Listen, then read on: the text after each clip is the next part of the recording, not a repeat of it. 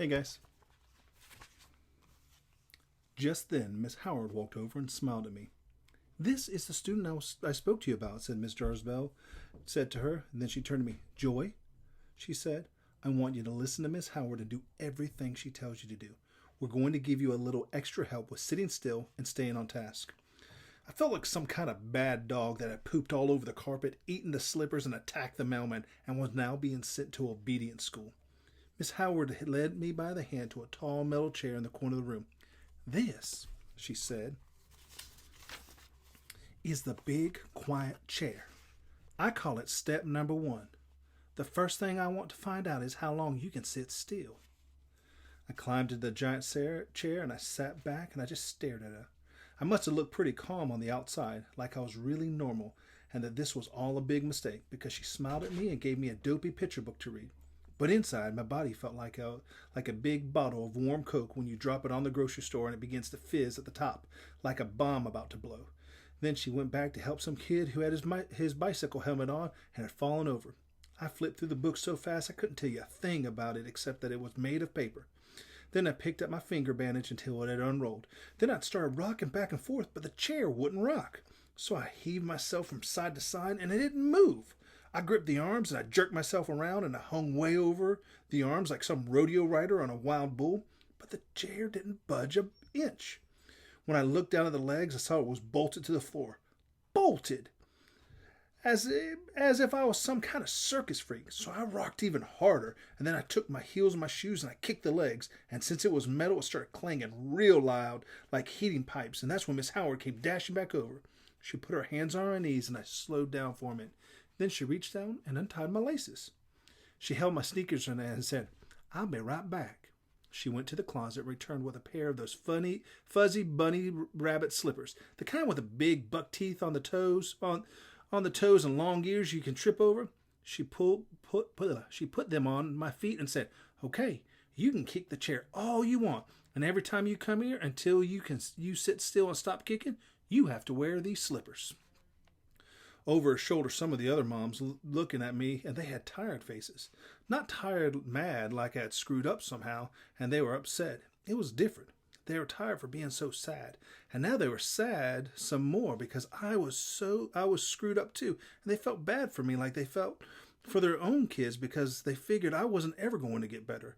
And it made me so mad to be stared at like some hopeless kid that I kicked away at the chair till my heels were so sore they were bruised and it hurt to kick. Then suddenly, it just seemed all the energy drained out of me, and the yellow walls were so bright I closed my eyes and I fell asleep. Towards the end of the day, Miss Howard woke me up and said it was time to go back to Mrs. Maxey's class so I can get my homework assignment. I did, only I was still wearing those buck-toothed rabbit slippers, and when I shuffled into class rubbing my eyes, Jessamine pointed at me and started to snicker, and the whole class cracked up, and Miss Maxey had to clap her hands to settle everyone down. Then she led me to my seat and gave me the mean business look and tapped on my desk. "Remember, Joey," she said right in my ear, "stick to the rules and you won't get into trouble." Even though she was being nice, I didn't know what to say, and I put my head down on my desk and I felt so cool against my cheek I wanted to sleep some more.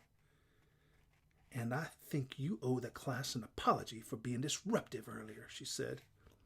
"I'm sorry I swallowed my key," I said a little too loudly without raising my head. "Really, I'm sorry." But I didn't feel sorry, and I could feel myself just wanting to jump up and run. So I hooked my slippers around the front legs of the desk, and I tried hard to look at one solid thing, like the big jack-o'-lantern on the window, and get a two-handed grip on my desktop, because if I slipped and lost concentration and I didn't pay attention to the highlighted task, Miss Maxey might have no other choice but to give up on me for good and send me full-time down to the special ed. And there'd be nothing I could do about it, or my mom, or anyone, because I've been warned so many times. There was a file on my bad behavior as thick as a phone book. So I hung onto my desktop with all my might, and I held myself in my seat as if some giant was holding me. I don't think I even breathed until the bell rang, and I blasted out of my seat and I headed home, still wearing those dumb slippers. I was sitting on the porch when Mom returned from work, and I just mixed her a drink and didn't whisper a word about what happened today. But she found out anyway when Miss Jarbez called the house later that night.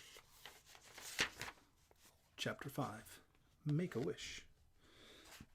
Before bed, Mom had given me a couple of spoonfuls of mineral, and the next morning nature took its course. I was sitting on the toilet with my new bedroom slippers on when I heard a splash clunk, and the key fell out of my butt and hit the porcelain bowl. I put on Mom's rubber clean clothes. I crammed some toilet paper up my nose. I took a big swampy breath through my mouth, and I fished it out. It was nasty, but the key looked the same after I washed it off. At school, I walked into class with my hands clasped together over my head like world wrestling champion. I pooped it out, I shouted. I pooped it out in the toilet. Seth Justman chewed. Did you save it? He asked. What did he think? That I'd throw it away? I pulled it out from the new string around my mouth. Same key, I said. Want a sniff? Do it. Do it. Do it, Seth shouted, and instantly the class shouted along with him. Do it, do it, do it, do it. Miss Maxie was busy down the hall with Miss Debs organizing our field trip, so I was so excited I forgot to ask for money, and I put the key in my mouth, and I swallowed.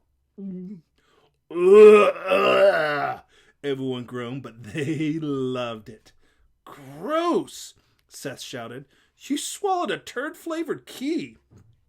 Then I slowly pulled it up as if there was a drum roll in the air. It was kind of hard coming back because my throat was scraped up, and when I got it all the way out, I saw why.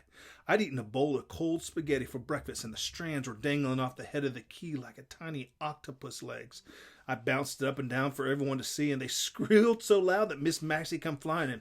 I knew it would have to be you, she said, waggling her finger at me. She turned the corner and saw my catch. Go on down to the nurse and clean your face and mouth, and bring me back the key.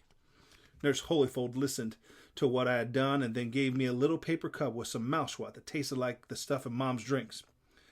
I'd have made $1 million, she said, if I could figure out the way to put an on and off switch on guys like you. Do you want to touch my key? I asked her and held it up. Did you take your meds today? She asked in return. Can I get back to you on that? I sang. I think I already know the answer, she said, giving me a disapproving look. You can't take them only when you feel like it, she continued, and she sent me to the bathroom to wash up. I know that, I sputtered, but Mom forgot. We can give them to you here, the nurse said. I've got kids lining up every day for their meds. No way, I replied. Mom said no one is ever to give me medicine but her. Then make sure you take it, she stressed. Do the right thing for yourself. I am, I said. I'm washing my face. And when I looked up at her, she was shaking her head. You better get back to class, she said, and handed me a paper towel. You're a smart boy, but you'll fall behind if you don't keep your work. How smart am I asked. Smart enough to know how to press my buttons, she said. Now scoot. Miss Maxie had cleaned a spot on her bulletin board, and after I gave her the key, she thumbtacked it to the cork. Every morning your key goes back up here, she said, and every afternoon you can pick it up. Now, do you know why I'm doing this? She asked. Can I get back to you on that? I said. Okay, wise guy, that's enough smart talk for one day. Now go downstairs and see Miss Howard for a focus session. If you calm down, you can join the class after lunch for math drills.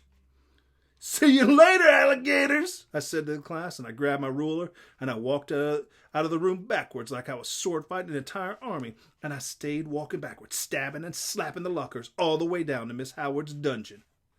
I'm back, I said when I pushed open the door with my butt. Miss Howard was setting frosted cupcakes on everyone's desk. Oh, how nice to see you, Joy, she replied, and then gave me a big smile. You're just in time for Harold's birthday party. I love parties, I said right back, and I waved to all the moms. They smiled at me and waved. I knew they'd like me once they got to know me. Everyone did. Can I help? I asked. Yes, said Miss Howard. She pointed to a stack of rainbow party hats. You can pass these out. The kids who could put on their own hats, I left them to themselves. But the ones who couldn't move so well, I helped until we all, even the moms, Miss Howard and me, were wearing party hats, and we sang a very crazy happy birthday to Harold, who was in the neck brace and couldn't blow out his own candle. Miss Harold held the candle an inch from his mouth, and he just jerked his head back and forth and kept spitting up little bubbles. But the flame hung in there, and we were gathered around him in a circle, and everyone was pulling for him like the candle was a fuse on a bomb, and we were going to have to be blown all to shreds if he didn't get it blown out. Harold kept trying. He still had no in him, just those little bubbles, and the candle was getting shorter and shorter, and whatever it was he was going to wish for was not going to come true. It would just sputter out like the blue ice, and I looked into his face as hard as I could. I was like, I heard him screaming inside, "Come on, don't just stand there, do something." I looked around at the adults, and they were all leaning forward, but they were frozen as if they didn't know what to do. But I did, which meant it was up to me. Everyone wanted the candle blown out, so I stepped up. I took a big breath, and when I let it out, I made Harold's wish come true, and I thought maybe there's a pot of gold under the rainbow hat. Everybody gasped, and looked at me if I just stabbed Harold. But I'd done him a favor. I helped him get his wish, I said to him, and he jerked his head around like a spastic robot. I could tell he was happy. "See," I said to everyone as I pointed at Harold's mouth, "he's smiling because I helped him." That's exactly when Miss Howard took my hand and led me across the room. "I think you need to settle down for a few minutes," she said. She made me sit in the big quiet chair and read a book that I couldn't because when I looked at the letters, they kept sliding off the page like drops of mercury when you smash open a thermometer, which is something I know about. I kept asking for a cupcake, but Miss Howard said, "The last thing you need is sugar," she said, and she gave me a carrot. "What's up, Doc?" I said to her, and I chewed on my carrot really loudly with my mouth open.